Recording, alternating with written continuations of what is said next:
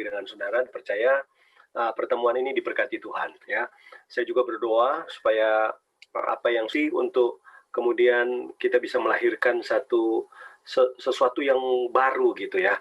Karena saya percaya firman Tuhan itu selalu relevan ya.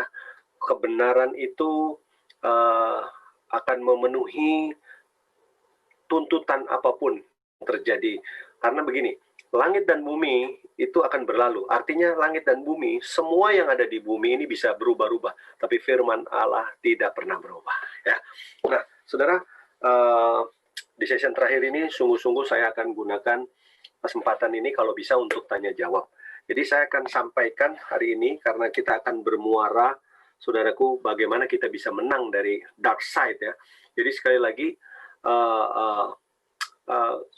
keluarga adalah sasaran utama daripada pekerjaan kuasa kegelapan.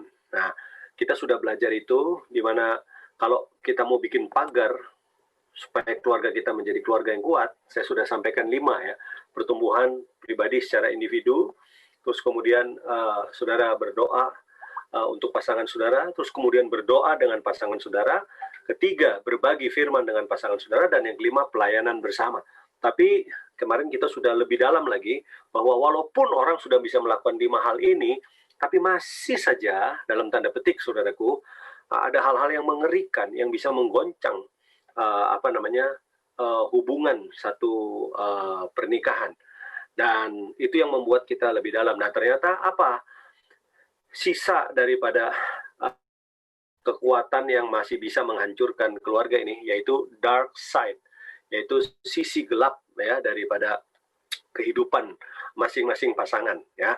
Sebab kita ambil, kemarin saya sudah kasih contoh begitu jelas bahwa ternyata dark side itu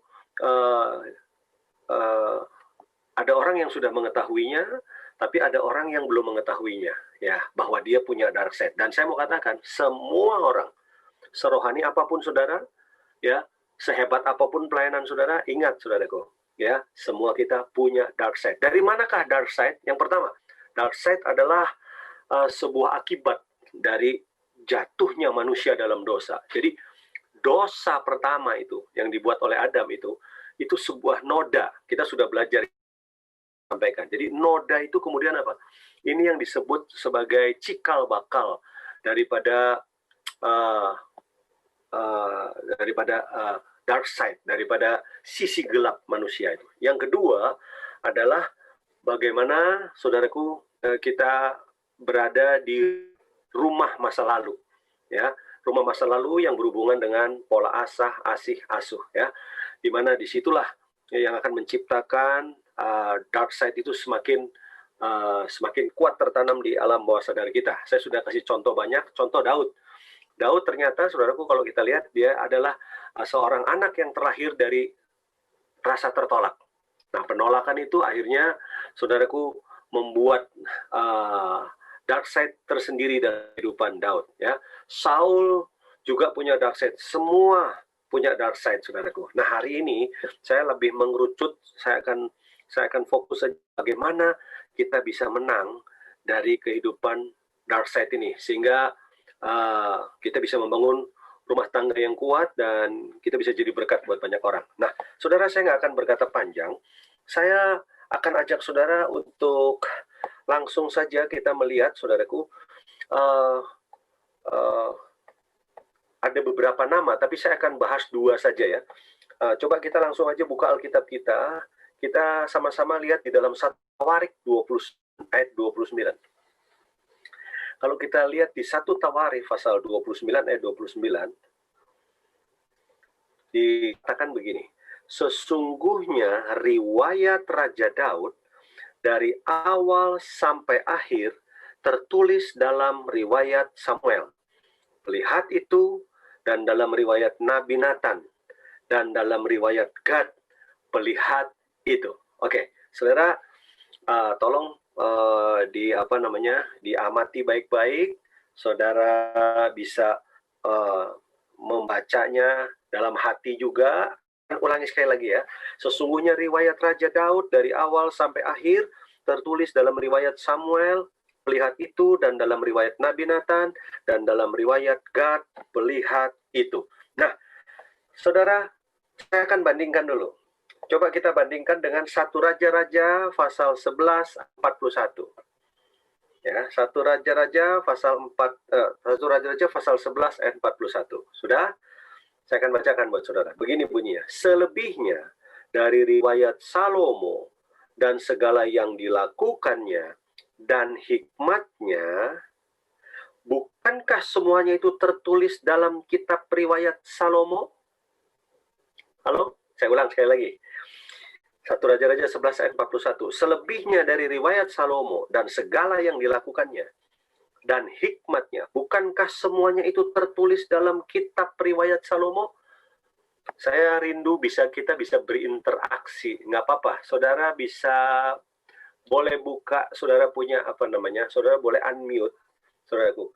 Saya ingin berinteraksi sejenak. Saudara tahu perbedaannya antara 1 Tawarik 29 ayat 29 dengan 1 Raja-Raja 11 ayat 41? Nggak apa-apa. Saudara ada yang mau ini? Ada yang mau kasih pendapat? Apa bedanya, saudara? Ada?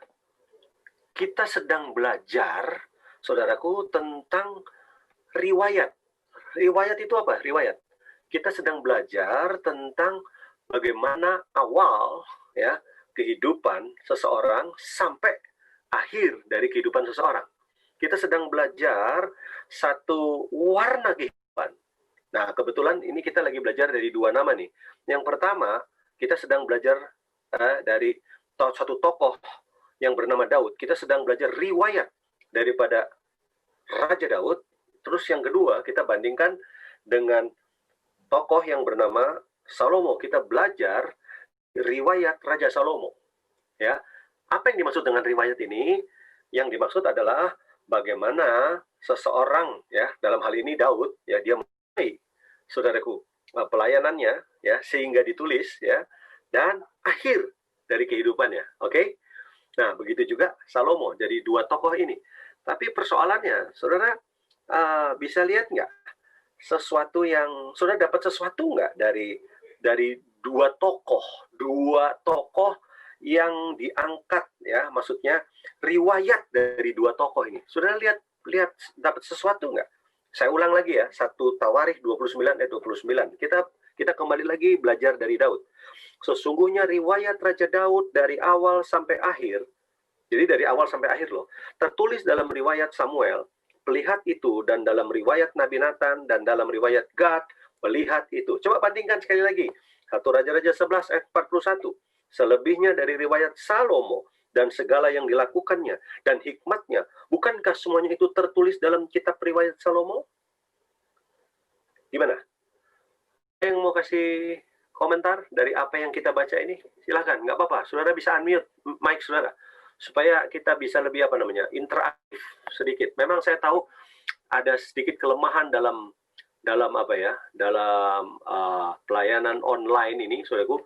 Ya, agak sedikit terbatas, mungkin karena delay, mungkin karena ada gangguan-gangguan, tapi coba, nggak apa-apa. Saya minta silakan unmute. Ada yang mau mengemukakan sesuatu dari 2 pembacaan ayat ini, ada? Silakan. Yang saudara tangkap secara spontan, yang saudara dapat apa? Kita belajar 2 riwayat, 2 raja besar. Kalau riwayat Daud ada di Samuel, ada di Nathan, ada di Gad gitu. Oke, itu yang Bapak dapat gitu? Iya. Oke, lalu kalau yang di Salomo? Hanya di Salomo aja. Itu tadi kan Daud. Yang Salomo gimana? Riwayat Salomo. Riwayat Salomo hanya ada di cerita di Salomo aja, Pak. Nggak pernah punya cerita di mana gitu. Oke, ini yang jawab Pak siapa ya tadi? Sam. Oh, Pak Sam. Oke, thank you. Wah, saya bertanya karena saya kagum. Karena Anda cukup jeli dalam melihat perbedaannya. Luar biasa. Ada yang lain? Saya jangan-jangan ada teman-teman yang lain yang punya pemikiran lebih tajam lagi. Ada? Silakan. Ada yang mau sampaikan sesuatu dari pembelajaran 2 riwayat ini? Ya mungkin ini Pak Nathan, saya dapat sih tentang, kalau perikopnya sih tentang apa, Salomo menjadi raja setelah Daud meninggal itu. Oke. Oh itu. Iya, itu aja yang saya dapat tentang Salomo menjadi raja, karena Daudnya meninggal baru dia bisa naik jadi menjadi raja. Thank you. Nah, begini, dari dua ayat ini saya nggak menyimpang, jadi saya nggak akan membias terlalu dalam atau terlalu meluas, tapi saya tertarik dengan apa yang disampaikan oleh Pak Sam tadi ya, bahwa sesungguhnya riwayat Raja Daud dari awal sampai akhir tertulis dalam riwayat Samuel, pelihat itu, dan dalam riwayat Nabi Nathan, dan dalam riwayat Gad, pelihat itu. Jadi ayat ini sedang mengasih tahu riwayatnya Daud itu bukan di kitab Raja-Raja, di buku Raja-Raja, saudaraku, tetapi ditulis oleh 3 hamba Tuhan lainnya. Nah, ini menarik, saudaraku. Siapa itu? Yang pertama, Samuel. Yang kedua, Nabi Nathan. Yang ketiga siapa? Gad. Nah, ini menarik. Bandingkan dengan Salomo. Ya, kita tahu Salomo, bukankah itu nama besar? Bukankah itu raja hebat, saudaraku? Coba saya mau tanya sama saudara, siapa raja yang begitu kaya? Yang firman Tuhan bilang bahwa kekayaannya itu tidak akan ada yang menandingi, baik sebelum zaman Salomo, baik sesudah zaman Salomo. Siapa itu? Salomo, saudaraku. Ya, begitu luar biasa. Begitu, keagungan sebuah kerajaan yang begitu dahsyat, saudaraku. Ya, siapa yang tidak tahu? Tapi kalau kita lihat, apa yang kita dapatkan dari 1 Raja-Raja 11 ayat 41, selebihnya dari riwayat Salomo dan segala yang dilakukannya dan hikmatnya, bukankah semuanya itu tertulis dalam kitab riwayat apa? Riwayat Salomo. Dengan kata lain apa? Saudaraku, cerita tentang Salomo cuma Salomo yang nulis, cuma bukunya Salomo. Bahkan Salomo menulis buat dirinya sendiri. Saudara bisa nangkep maksud saya? Tetapi beda dengan Daud. Coba kalau kita lihat Daud, saudaraku, ya, ditulis minimal oleh berapa? 1 kitab Raja-Raja ditulis, saudaraku, ada buku Raja-Raja itu ditulis nama Daud di sana, reputasi Daud dari awal sampai akhir. Tapi dia juga tertulis dalam apa? Dalam bukunya Samuel. Jadi kalau Samuel punya catatan, itu ada nama Daud di sana. Siapa lagi? Nabi Nathan. Ada juga di sana. Yang ketiga siapa? Nabi Gad. Saudara, kita lagi bicara tentang dark side. Bagaimana mengatasi yang namanya sisi gelap. Bukankah pelajaran tentang sisi gelap juga ada sama Daud? Halo? Betul? Bukankah Daud juga menunjukkan seseorang yang punya sisi gelap? Memang betul Daud disebut dengan the man of worship, seseorang penyembah Tuhan. Tapi jangan salah, Daud juga punya sisi gelap. Orang yang hebat dalam menyembah Tuhan saja, tetap sisi gelap itu ada. Apalagi nggak pernah nyembah Tuhan. Wah, peteng kabeh, saudara. Ya, ini yang nyembah Tuhan aja, saudaraku, ada sisi gelapnya. Apalagi nggak pernah nyembah Tuhan. Ya. Nah, kalau kita lihat Salomo itu siapa? The man of wisdom. Orang yang katanya punya hikmat, tapi coba lihat, saudaraku. Wah, sisi gelapnya tambah banyak lagi. Ya, nggak cukup istri cheat, Pak, saudaraku. Ya, gundiknya sampai di total cejing, saudara. Minta ampun, saudara. 1000. Luar biasa, saudara. Dia berenang di antara wanita, saudaraku ya. Ya, dia memilih sarapnya sendiri. Wah, mungkin wanita yang ke-300 itu dia mau cari yang, saya suka hidung yang model gini. Saya suka matanya yang model gini, saya suka sikilnya yang model gini, saya suka kuping yang model gini, dia cari, dapat, kawin. Wah, nggak puas lagi.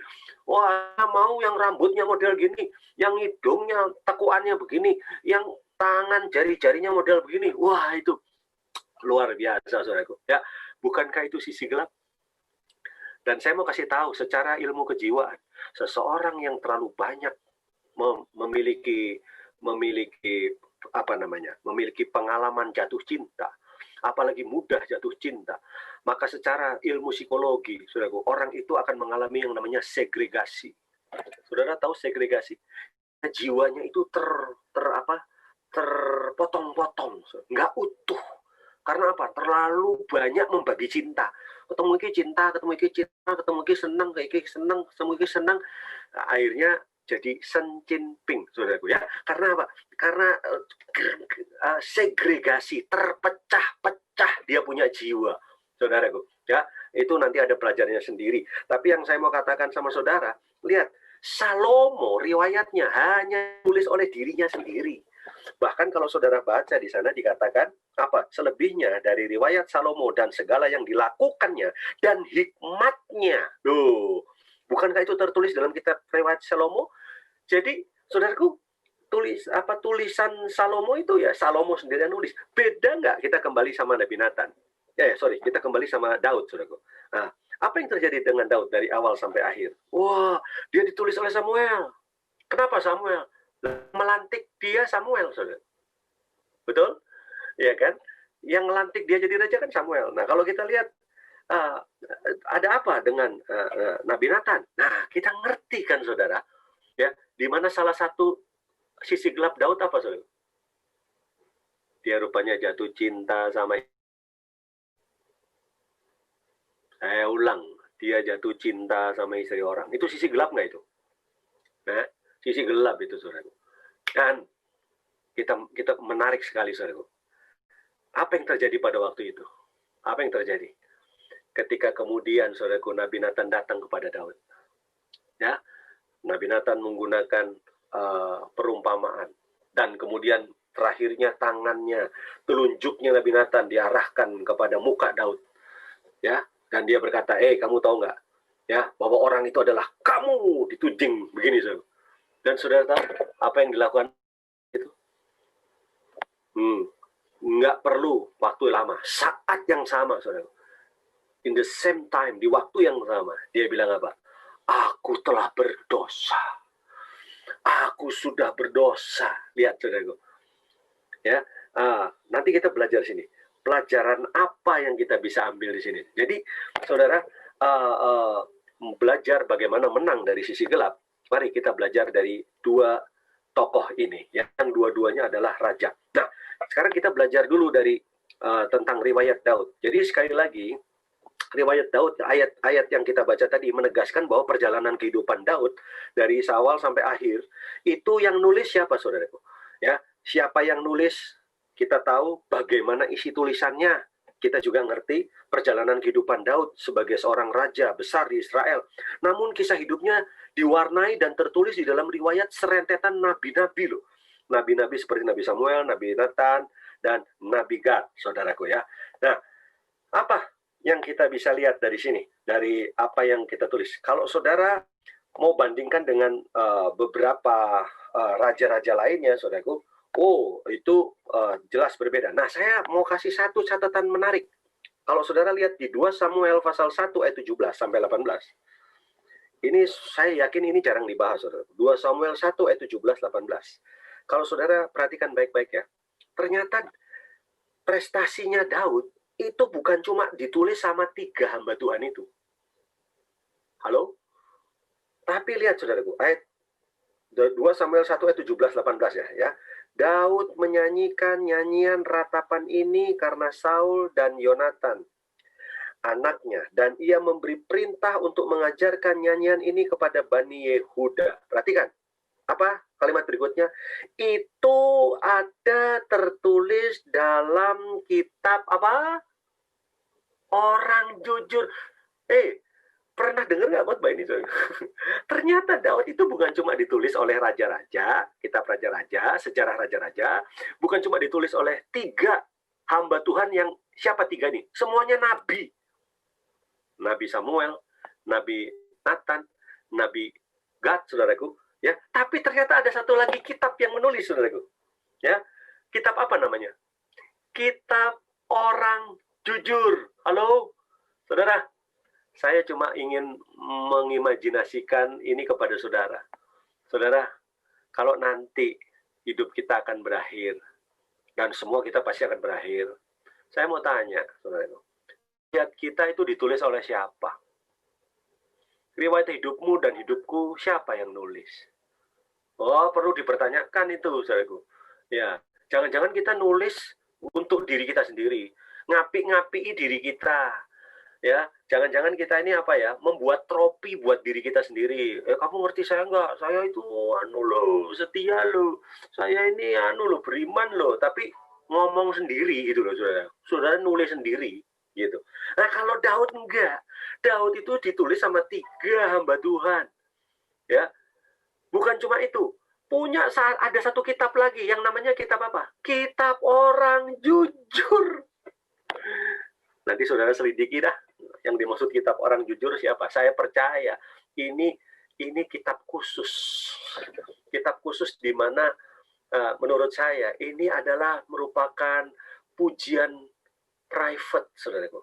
Satu private compliment yang khusus dari Tuhan sendiri, saudaraku. Saya meyakini seperti itu. Karena nggak banyak orang yang ditulis di kitab Orang Jujur. Saudara. Nah, sekarang masalahnya bagaimana mungkin? Sekarang apa sih yang menjadi alasan kok sampai saudara pernah tahu nggak ada orang-orang yang masuk Guinness Book of Record? Itu pasti kan nggak sembarangan toh. Betul nggak? Orang yang satu punya prestasi, punya kelebihan. Orang yang punya memang orang yang punya sesuatu yang berbeda gitu loh saudara. Sehingga dia masuk di buku Guinness Book of Record. Udah nggak usah jauh-jauh. Sekarang kan ada juga yang namanya yang di Google ada namanya, saya lupa tuh, ada nama-nama tertentu yang masuk di kok saya jadi lupa. Jadi kalau saudara klik nama itu Google mencatatnya itu, saudaraku. Di biasanya nama-nama orang besar itu. Kalau saudara klik ya, umpamanya Yesus Kristus, nah itu muncul itu di situ. Oh, siapa dia gitu. Saudara, itu enggak semua orang namanya ada di situ. Nah, tapi pertanyaannya ya, siapa sebetulnya yang dimaksud? Atau apa yang maksud dengan kitab Orang Jujur ini? Saya percaya itu penghargaan secara khusus dari Tuhan sendiri yang menulis tentang memang ada sesuatu yang berbeda. Nah, yang menarik apa? Kitab Orang Jujur. Dan itu diberikan bukan kepada Salomo loh, yang katanya berhikmat, bukan. Tapi kepada siapa? Daud. Langsung kita mengerucut. Saudara mau menang dari dark side? Saudara mau bisa mengatasi dark side? Saudara mau overcoming the dark side in your life? Nah, ternyata apa, saudaraku, dari sini? Berani jujur nggak?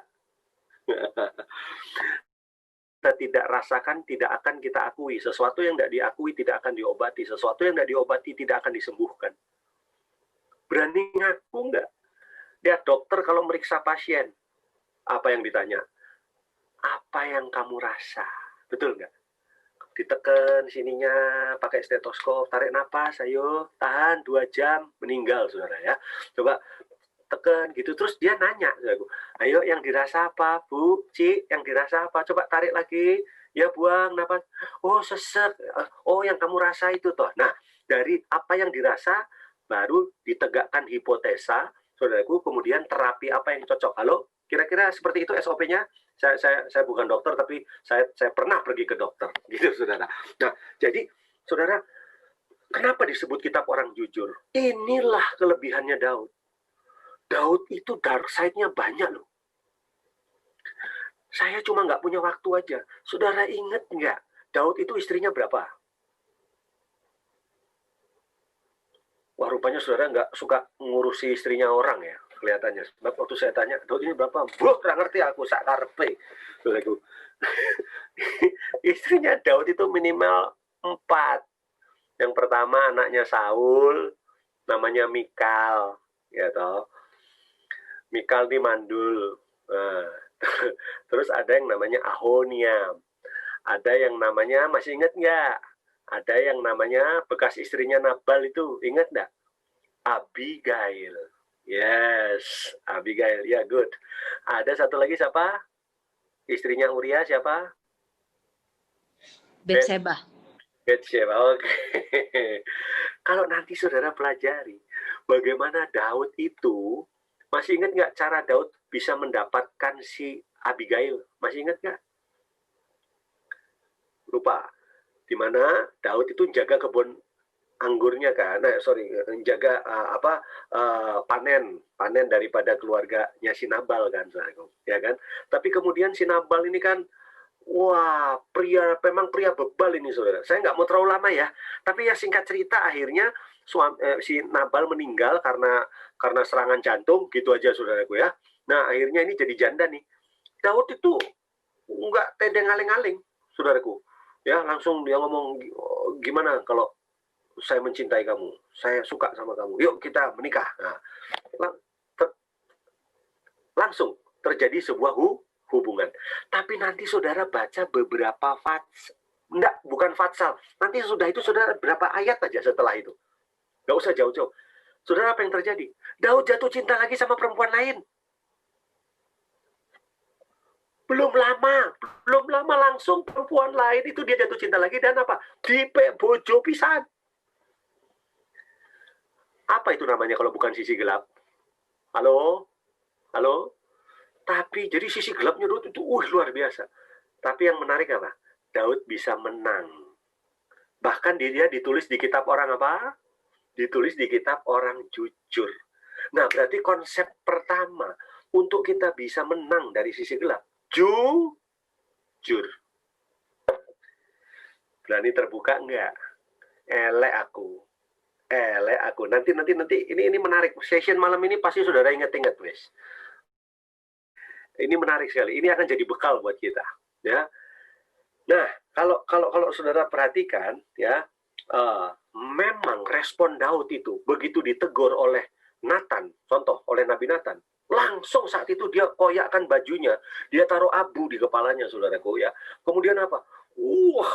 Dia minta ampun. Padahal saudara tahu, Daud itu, lihat ya, Uria saja dibunuh sama dia. Dia ambil istrinya, dia bunuh suaminya.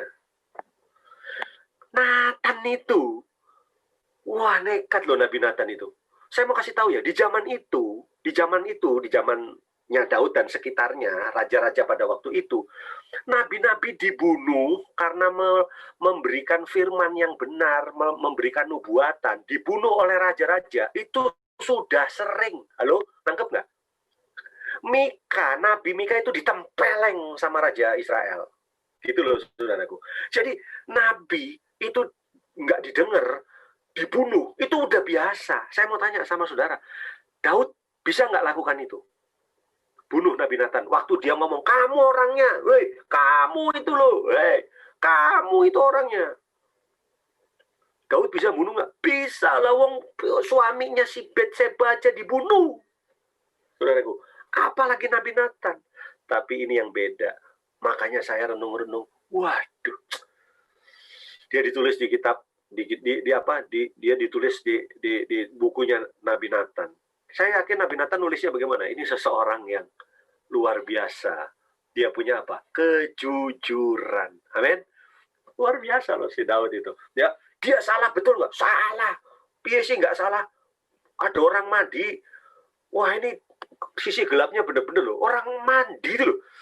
Ditonton, saudara. Apa nggak ada tontonan lain? Dulu belum ada Netflix soalnya, saudara. Ya, jadi lihat dia itu sisi gelap, saudara. Minta ampun, saudara. Saya mau tanya sama saudara. Kira-kira sayangnya Nabi Nathan itu datangnya setelah kejadian Uria mati. Betul? Sekarang pertanyaan saya, kalau Nabi Nathan datangnya itu sebelum Uria mati, bisa nangkep, saudaraku? Atau ketika loh ya, ketika si Betseba kan diundang sama Daud toh, kan Daud begitu nginjen orang mandi itu kan langsung dia ngutus pembantunya itu. Mat, selamat, ayo gue undangan nih gue si Betseba kan gitu kan. Panggil dia ke kerajaan, panggil dia ke rumah saya. Nggak ada orang yang berani nolak itu, saudara. Nah, coba renungkan, bayangkan, saudaraku. Use your imagination. Daud nyuruh suruhan, manggil istrinya Uria, main ke rumahnya dia kan, main ke kerajaannya. Nah, coba bayangkan, setelah Uria ada di mana? Setelah Uria ada di kerajaan, saudaraku, pasti kan ngobrol-ngobrol, dirayu-rayu, saudaraku ya. Ya kan, terus apa? Terus mulai dibawa masuk kamar tuh. Nah, ini saya dramatisir, tapi saudara, maksudnya supaya saudara nangkep siapa Daud itu. Nah, itu dibawa ke kamar, sudah mungkin dikasih minum wine, saudara ya. Terus Daud dia keluar sebentar karena ini dia mau cari telur susu madu jahe itu supaya kuat, saudara. Ya, dia ambil telur ayam kampung, saudaraku, ya madu untuk supaya strong, ya minum jamu dulu. Nah, waktu dia lagi bikin jamu, nangkep maksud saya ya, ini saya dramatisir sengaja. Berarti sebentar lagi sudah mau masuk ke kamar kan, mau eng-eng toh, ya toh. Saya mau tanya, bagaimana kalau saat itu Nabi Nathan masuk? Tahu-tahu Nabi Nathan nongol di kerajaan. Shalom, shalom. Lagi ngudek madu ini, obat kuat ini. Bentar lagi udah mau show time, saudaraku. Coba pernah ngerenung gitu nggak? Seandainya tiba-tiba Nabi Nathan masuk dan kemudian Nabi Nathan berkata begini, "Hei, apa yang hendak kau lakukan? Bukankah engkau sedang menyakiti hati Tuhanmu?" Wah, umpamanya Nabi Nathan ngomong gitu. Saya mau tanya, Daud itu lagi on nggak itu waktu itu?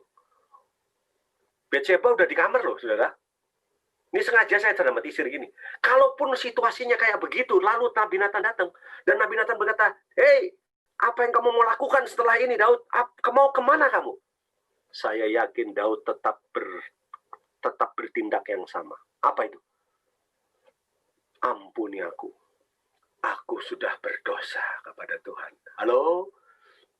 Memang jujur.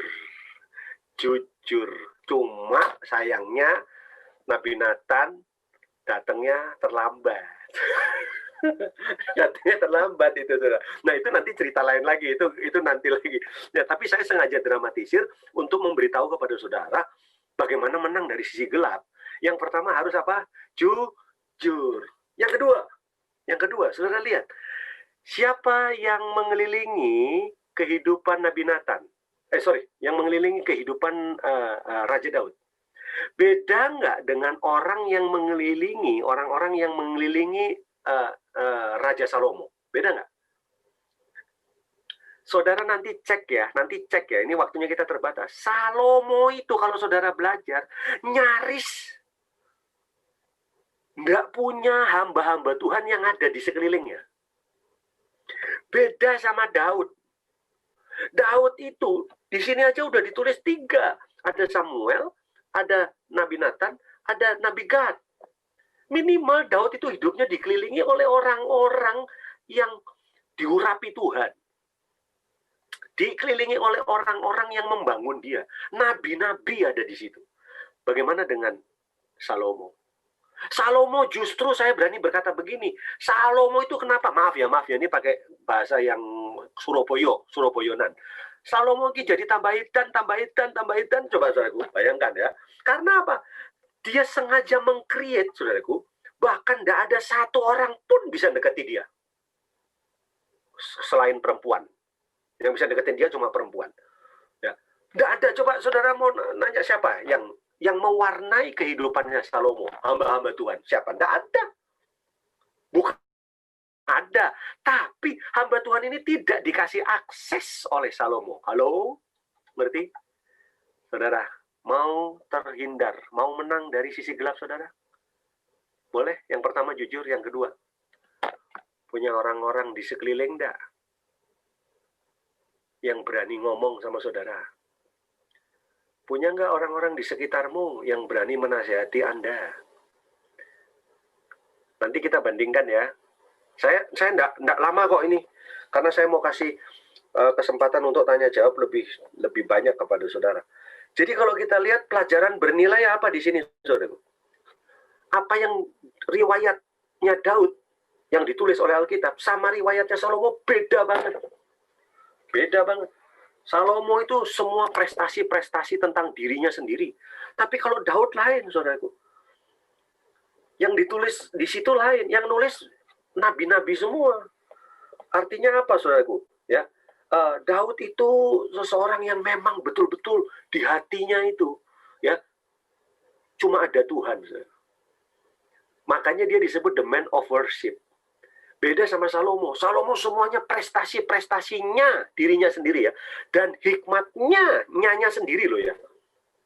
Nyanya sendiri. Nah, kenapa saya terangkan ini kok seperti kayak menekankan ini, saudaraku? Karena nanti di sini kita melihat, saudara. Ya, sekali lagi. mau menang dari sisi gelap, yang pertama, saudara berani jujur nggak? Akui, wah aku elek loh, aku punya kebiasaan buruk ini loh. Jangan cerita ke semua orang, apalagi pengumuman. Jangan, saudaraku. Nggak boleh. Ini nanti kita mengerucut ini. Baru yang kedua, saudaraku apa? Punya nggak dikelilingi oleh, nah oleh siapa nih? Komunitas yang sehat. Saya ulangi. Adakah saudara memiliki yang namanya apa? Komunitas yang sehat. Saya sih kalau saya lihat di sini kan jumlahnya 14 orang nih. Saya nggak tahu 14 orang ini siapa. Saya anggap Anda ini komunitas ya. Nah, saya berharap kalau 14 orang ini menjalankan perannya dan siap menjadi membangun atmosfer komunitas yang sehat, saya yakin setiap saudara siapa ini yang saya baca sini, ada Bu Susan Ong, ada Pak Sam dan Bu Nik, Bu Yuliana, Bu Lina, Siana, Ci Ailing, ya, Mama Feni juga, ada Pak Yosef, Juliana, dan semua ini. Saya yakin saudara akan terbangun menjadi pribadi-pribadi yang kuat dan keluar sebagai pemenang dalam kehidupan. Nah, cuma ada rumusnya, nggak gampang. Sekarang saudara salah cerita mbak orang. Oh, masuk Google gue engko. Malah masuk koran, saudaraku. Malah masuk televisi, malah di sini. Karena makanya hati-hati. Show me who your friend are, and I will show you who you are. Artinya saya nggak tahu itu, saudara. Ya, maksudnya gini, kamu beritahu kepada saya siapa temanmu, dan saya akan beritahu siapa dirimu. Hukum aksioma kita akan menjadi sama dengan siapa kita berteman, saudaraku. Jadi harus hati-hati. Nah, oke, saudara udah dapat ya. Nah, sekarang yuk kita loncat ke perjanjian baru. Tadi kan perjanjian lama. Ya, sekarang kita loncat ke perjanjian baru ya. Coba, ayo cepat sedikit kita lihat di dalam Lukas. Kita buka Lukas 12. Lukas 12 ayat 31 dan ayat 32. Tak baca ya, cepat ya. Lukas 12 ayat 31-32. Tetapi carilah kerajaannya, maka semuanya itu akan ditambahkan juga kepadamu. Ini mirip-mirip kayak di mana, ingat nggak? Matius 6 ayat 3. Carilah dahulu kerajaannya. Mirip ya, Pak Yosef? Mirip, Pak. Mirip. Nah, tapi yang menarik gini, kita kan disuruh apa? Carilah dahulu kerajaannya, maka semuanya ditambahkan kepadamu. Jadi kita dikasih perintah untuk mencari kerajaan Allah. Betul? Nah, kalau kita lihat ayat 32 Lukas pasal 12 ayat 32, ini menarik ini. Dikatakan di sana apa? Janganlah takut, hai kamu kawanan kecil, karena Bapakmu telah berkenan memberikan kamu kerajaan itu. Tadi disuruh nyari. Halo? Betul? Sekarang ayat 32, kerajaan itu telah diberikan. Betul nggak? Ya kan? Nah, pertanyaannya, kepada siapakah kerajaan Allah itu diberikan? Nah, itu pertanyaannya. Nah, tolong buka mikrofonnya. Bisa jawab nggak? Kepada siapa kerajaan Allah itu diberikan? Silakan jawab, coba. Kepada siapa kerajaan Allah itu diberikan? Orang yang berkenan kepadanya. Kepada orang yang berkenan. Ya, maksudnya kepada siapa orang yang berkenan diberikan kerajaan Allah itu? Ayo, saya tuntun lagi pelan-pelan. Siapa? Orang yang hidupnya sesuai perintahnya.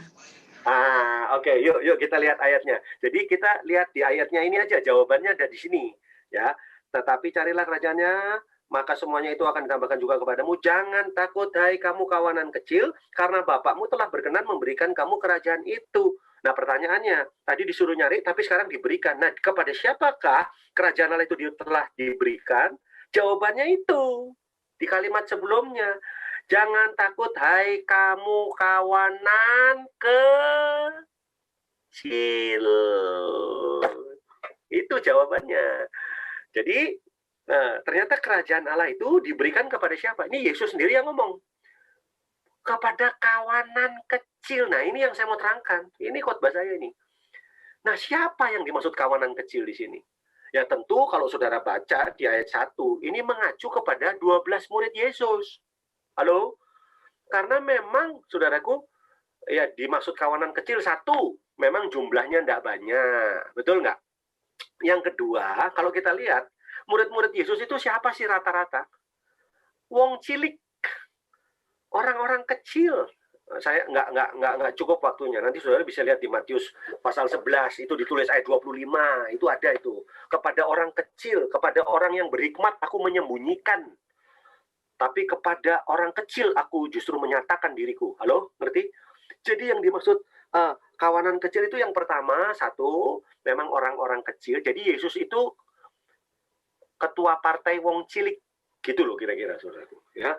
Jadi itu Yesus itu, dia itu tertuju kepada kawanan kecil. Yang kedua, siapa yang dimaksud kawanan kecil? Ya 12 murid itu.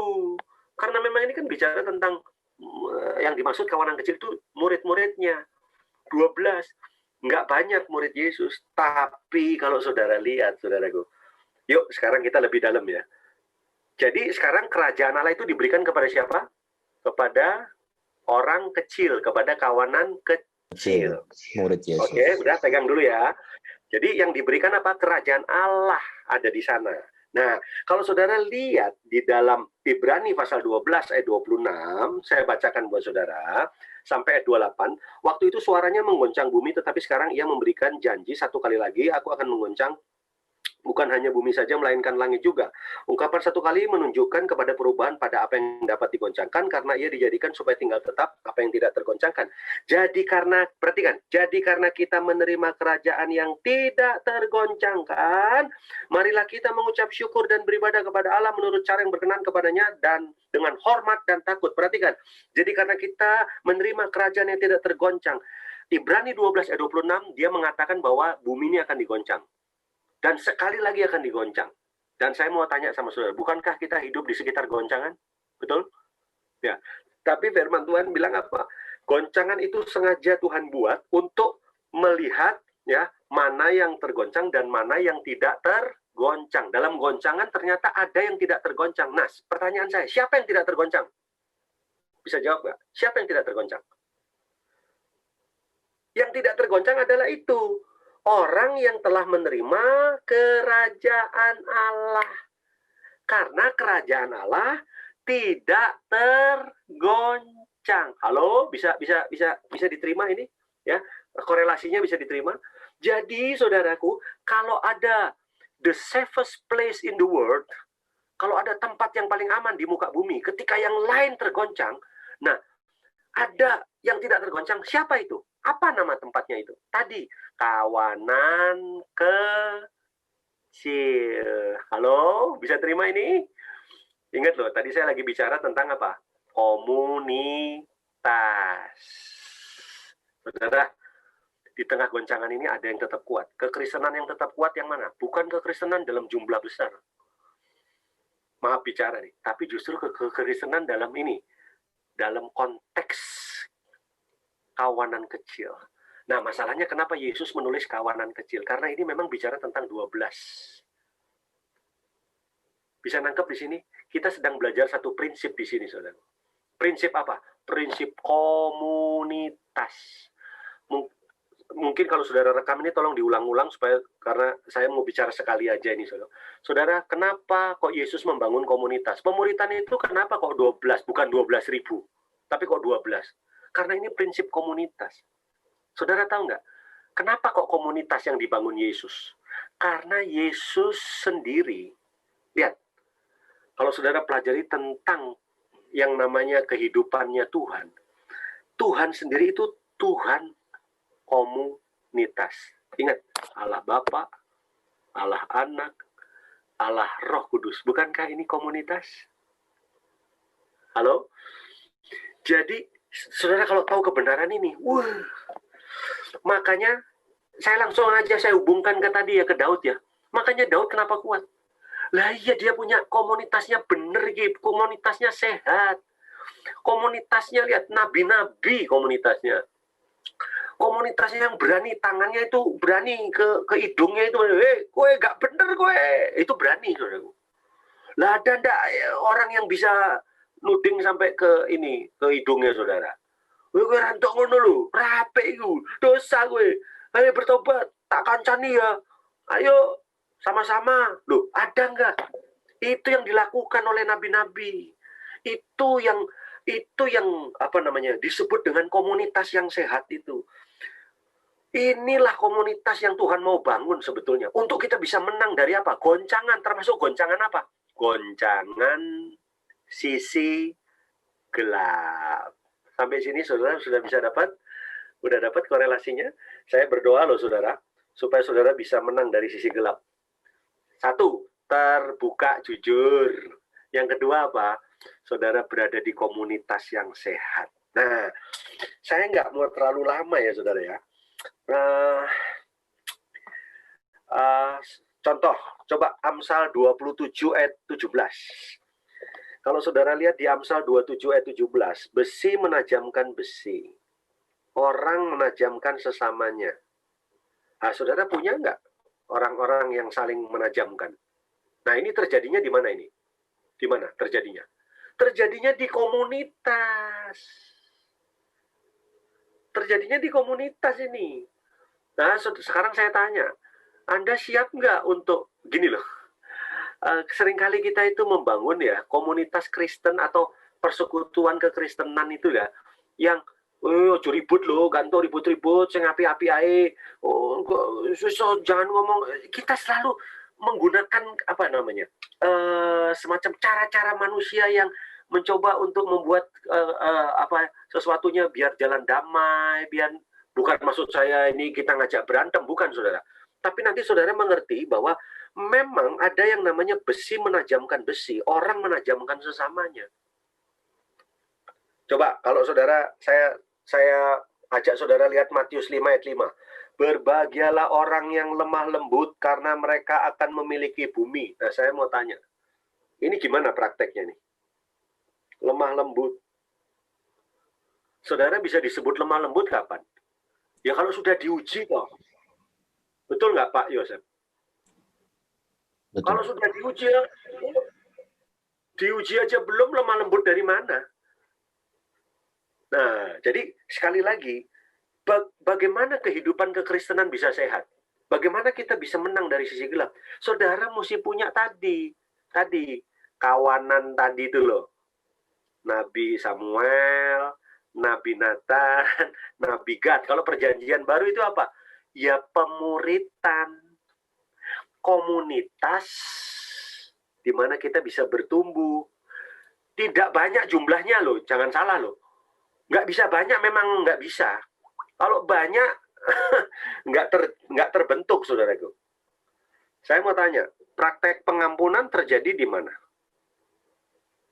Nah, di kawanan kecil, saudaraku.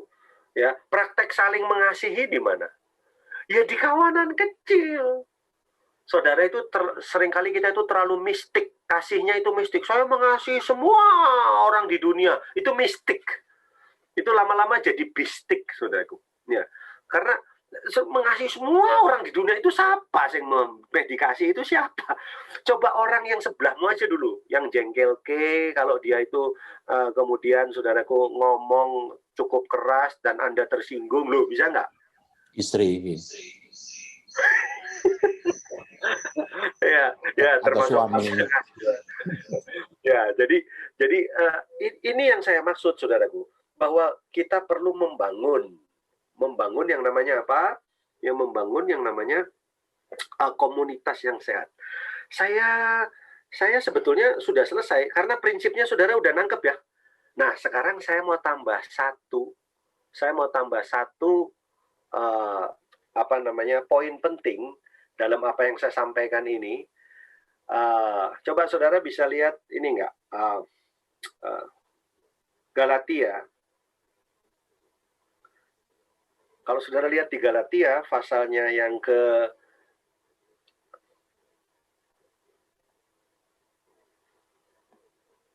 sebentar.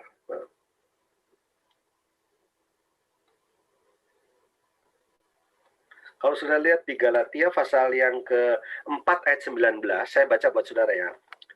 Hai anak-anakku, karena kamu aku menderita, sakit bersalin lagi, sampai rupa Kristus menjadi nyata di dalam kamu. Saya mau tanya sama saudara. Apa yang dimaksud dengan ayat ini? Hai anak-anakku, karena kamu aku menderita, sakit bersalin lagi, sampai rupa Kristus menjadi nyata di dalam kamu. Ini adalah perjuangan dari seorang bapak rohani. dalam mendewasakan anak-anak rohaninya. Dan dia katakan apa? Karena kamu aku menderita sakit. Karena siapa kamu itu? Kamu itu anak-anak rohani. Aku itu siapa? Bapak rohani. Paulus dalam hal ini. Tetapi proses tadi besi menajamkan besi tadi, apa efeknya? Sampai rupa Kristus menjadi nyata di dalam kamu. Saya yakin kalau rupa Kristus muncul dalam hidup kita, dark side kita akan hilang. Dark side kita bisa atasi. Saudara bisa bilang amin? Ya. Jadi sekali lagi saudaraku. Nah, jadi saya sudah kasih beberapa tips ini ya. Jadi yang pertama, berani jujur. Yang kedua, saudara punya nggak komunitas yang sehat? Yang ketiga, saudara punya bapak rohani nggak? Bapak rohani itu maksudnya bukan harus laki-laki, bapak, bukan saudaraku. Saya tahu saudara punya Bu Gem, saudara punya Bu Eli. Nah, masalahnya apakah Bu Eli itu merupakan, dalam tanda petik, merupakan ibu rohani buat Anda? Apakah itu Bu Eli dianggap sebagai otoritas rohani yang Tuhan percayakan untuk membapai gitu?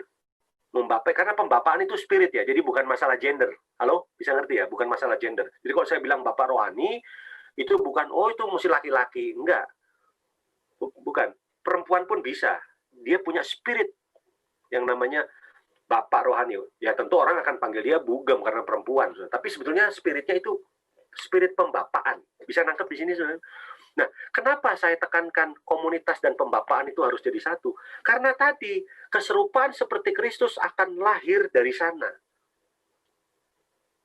Saudara nggak mungkin serupa Kristus, percayalah, saudaraku, mau sehebat apapun pelayanan saudara, sebesar apapun gereja yang saudara berada di sana, kalau saudara nggak punya bapak rohani, nggak terbentuk yang namanya tadi rupa Kristus. Nah, sekarang saya minta saudara imajinasikan kira-kira komunitas seperti apa yang bisa membawa saya menang dari apa? Menang dari dark side, gitu. Komunitas seperti apa? Nah, sekarang saya tutup, saya akan kasih sama saudara 4 nilai atau 4 komitmen membangun komunitas yang sehat. Siap? Tolong tulis ya. Kalau direkam ya enak, nanti sudah bisa ngulang lagi ya. Ini 4 komitmen atau 4 nilai yang akan membangun, yang akan menolong saudara membangun komunitas yang sehat. Yang pertama, ayo langsung. Yaitu komitmen rasa aman. Jadi umpamanya ini kan saya lihat jumlahnya 14 ini. Umpamanya ini 14 orang yang siap mau membangun komunitas yang sehat, yang bisa kita akhirnya dituntun berjalan ke arah keserupaan seperti Kristus. Satu. Kedua, kita juga dituntun untuk bisa menang dari dark side. Oke? Nah, yang pertama, saudaraku, saudara perlu membangun yang namanya komitmen rasa aman. Apa itu komitmen rasa aman? Komitmen rasa aman adalah begini, saya menerima kamu tanpa syarat. Ayo, saudara punya nggak keluarga rohani kayak gitu? Saya menerima kamu apa adanya. Saya menerima kamu bukan karena kamu kaya. Saya menerima kamu apa adanya bukan karena kamu orang baik. Tapi saya menerima kamu tanpa syarat karena Tuhan percayakan kita membangun keluarga rohani bersama-sama. Ayo. Itu yang pertama. Ini yang disebut dengan komitmen rasa aman. Nah, saudara punya nggak komunitas kayak gitu? Kalau ketemu sama komunitas langsung, wah, jangan ngomong-ngomong loh. Wis gak usah ngomong, wis. Ya berarti saudara nggak aman di situ. Apalagi kalau saudara hadir di situ, wah, iki mana. Iki, wes aku sih diomong-ngomong ke dunek-unek kayak aku iki. Wah, nanti kita keluar dari sini nanti satu RT ini tahu semua nanti mesti. Nah, kalau orangnya begitu ya saudara nggak punya rasa aman berarti. Berarti itu bukan komunitas yang sehat, nggak sehat. Nah, yang sehat itu saya menerima kamu tanpa syarat. Tapi ingat ya, jangan berhenti cuma di situ. Sekarang komitmen kedua. Ayo tulis. Komitmen kedua adalah komitmen pemuritan. Nah, jadi ingat loh, komunitas yang sehat itu bukan cuma menerima apa adanya, tetapi mereka memiliki yang namanya visi pemuritan. Jadi mereka memiliki yang namanya visi pemuritan. Nah, visi pemuritan itu apa isinya? Isinya ini, saya percaya bahwa melalui rasa sakit, kamu dan saya dapat berubah untuk semakin serupa seperti Kristus. Saya ulang, saudara catat aja dulu dah. Jadi yang pertama komitmen rasa aman, yang kedua adalah komitmen visi pemuritan. Jadi dalam komunitas itu pertemuannya jangan pertemuan arisan. Pertemuannya harus pemuritan, gitu loh. Nah, pemuritan itu apa? Saya percaya bahwa melalui rasa sakit, kamu dan saya dapat berubah untuk semakin serupa seperti Kristus. Kalau nanti saudara selesai acara ini, saudara coba dibaca, diulang-ulang apa yang tadi saudara catat ya. Saya percaya bahwa melalui rasa sakit, kamu dan saya dapat berubah untuk semakin serupa seperti Kristus. Itu visi daripada komunitas. Komunitas itu harus punya visi. Visinya itu ya visi pemuritan. Ya ini tadi itu. Saya percaya bahwa melalui rasa sakit. Saudara setuju nggak orang kalau mau berubah itu pasti sakit? Betul nggak? Contoh, saudara punya kebiasaan buruk, maaf nih contoh, saudara punya kebiasaan buruk, nonton TV sampai jam 3, ya, bangunnya nanti jam 12 siang, ini contoh. Ya, lalu saudara komitmen mau bangun komunitas yang sehat. Nah, saudara kan pasti akan ditegur tuh. Turune ojo bengi-bengi, tidur jam 11 paling lama, kan gitu, saudara. Ya, tidur yang sehat itu maksimal itu 8 jam. Itu bagus. Itu. Karena kalau tidur cuma 4 jam, tensimu nanti terganggu, kan gitu. Jadi 8 jam itu pas, cocok. Ya, kalau 10 jam itu namanya keset, males, kan gitu, saudara. Ya, nah kita punya nggak, saudaraku, komunitas yang kayak gitu, ya, bahwa, siap ya, pasti kan ada rasa sakit. Tapi kalau kita bisa memahami bahwa rasa sakit itu adalah sarana untuk kita berubah semakin serupa seperti Kristus, maka rasa sakit itu akan menjadi apa? Menjadi sebuah keuntungan buat kita. Jadi ingat ya, yang pertama rasa aman, kedua apa? Komitmen, visi, pemuritan. Jadi saudara itu jangan cuma tolong terima saya ya, tolong terima saya. Jangan cuma terima. Ya aku memang ngene. Dari sananya aku tuh ngene, wis seperti aku itu gitu. Saudara jangan piara itu. Jadi jangan piara, saya itu memang sudah begini. Ya betul. Saudara diterima karena saudara begitu, tapi kan saudara harus berubah. Gitu. Oke, sekarang komitmen ketiga. Nah, komitmen ketiga ini yang saya sebut dengan hikmat Allah. Jadi tulis saja hikmat Allah. Yang pertama rasa aman, kedua visi pemuritan, yang ketiga hikmat Allah. Nah, hikmat Allah itu isinya apa? Isinya ini, saya dan kamu dapat membedakan, membenci, dan mematikan perbuatan-perbuatan daging, serta dapat saling membantu agar berjalan menurut roh. Wah, keren nggak, saudara? Itu hikmat dalam komunitas. Apa hikmat dalam komunitas? Saya dan kamu dapat membedakan, membenci, dan mematikan perbuatan daging, serta dapat saling membantu agar berjalan menurut roh. Jadi, kalau ada di antara saudara yang punya sisi gelap, cerita sama orang-orang tertentu ya tadi ya. Ya, cerita.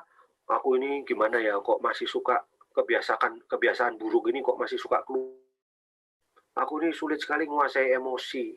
Aku sulit banget, apalagi kalau saya di saat-saat tertentu itu rasanya, waduh, kalau saya lihat suami itu metak culek botone. Itu gimana itu? Saya itu rasanya begitu. Nah, nanti temennya jawab, saya dan kamu dapat membedakan, membenci dan mematikan perbuatan-perbuatan daging, serta dapat saling membantu agar berjalan menurut roh. Nah, nanti ditanya, menurut kamu itu keinginan itu dari daging apa dari roh? Oh iya jelas daging toh. Wong saya mau nyulek mata suami saya kok roh. Itu kan daging pasti, ya kan? Caranya bagaimana? Ya kita harus benci itu perbuatan daging itu. Nah, saya nggak bisa loh ngerubah kamu, tapi saya mau bantu kamu untuk berjalan menurut roh ya. Mau yuk kita doa sama-sama ya. Kita nyembah Tuhan sama-sama ya. Oh gitu. Bukan malah wong memang kamu itu turunan gue iki nyuleki wong terus. Memang kamu itu kayak omamu dulu begitu. Engkongmu dulu. Bubar itu komunitasnya, saudara.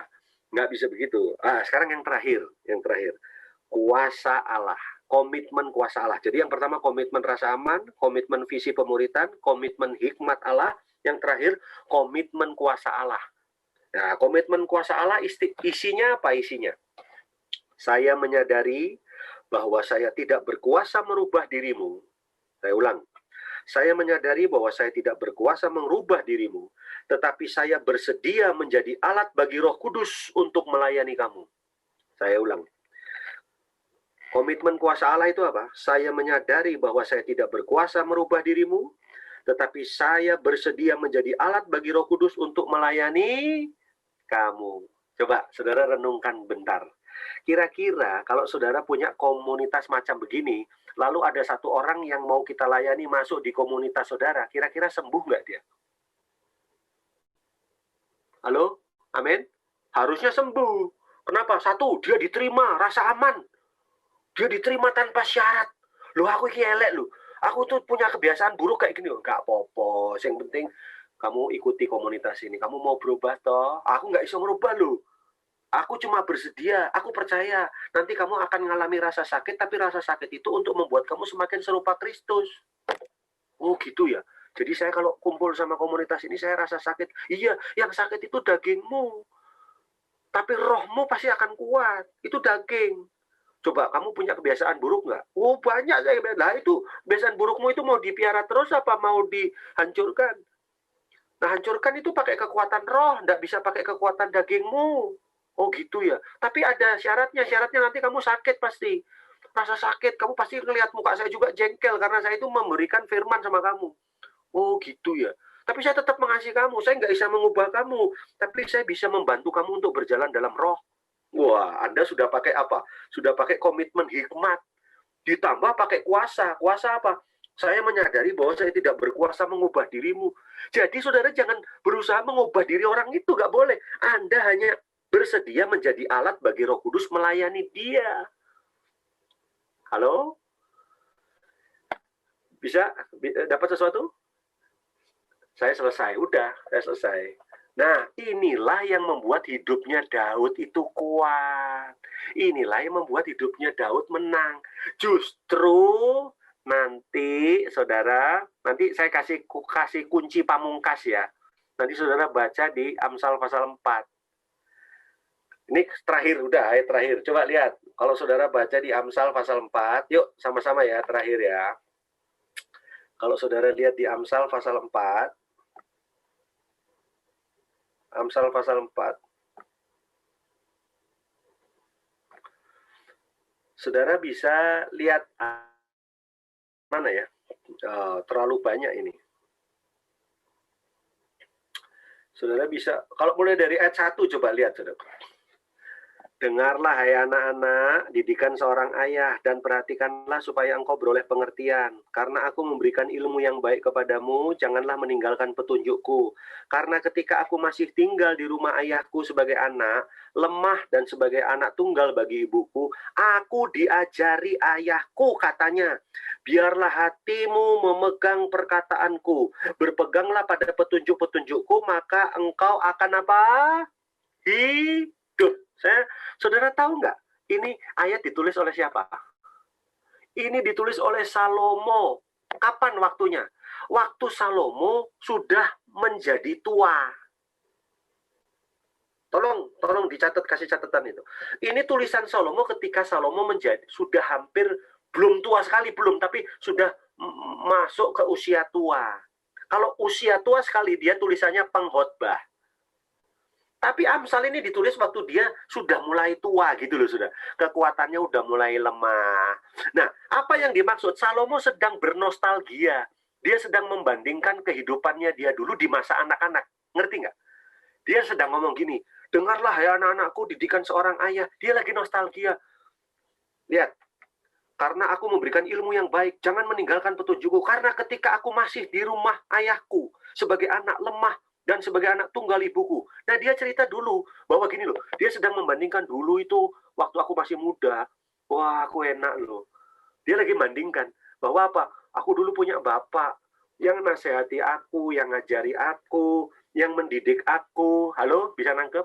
Tapi sekarang, aku udah umurku sudah banyak berlalu dan aku sudah jadi tua, kekuatanku menurun. Dan lihat bahwa aku dibikin susah sama istri-istriku. Karena istrinya sekakean, saudaraku. Ya, dan aku sudah mulai melenceng kepada apa? Penyembahan berhala. Halo, ini tuh cerita sedih sebenarnya. Makanya harus melihat dari kacamatanya Salomo. Jadi dia tuh sedang nostalgia, sedang menasihati. Untuk kita tentunya. Kapan? Enak dulu ya, aku masih punya bapak. Ngerti nggak maksudnya? Waktu dia masih dibapai. Justru Salomo hancur hidupnya kapan? Karena nggak ada orang yang bisa nasihati dia. Jadi dia sedang membandingkan gitu. Nah, saudara mau menang dari sisi gelap? Ada orang yang bisa nasihati enggak?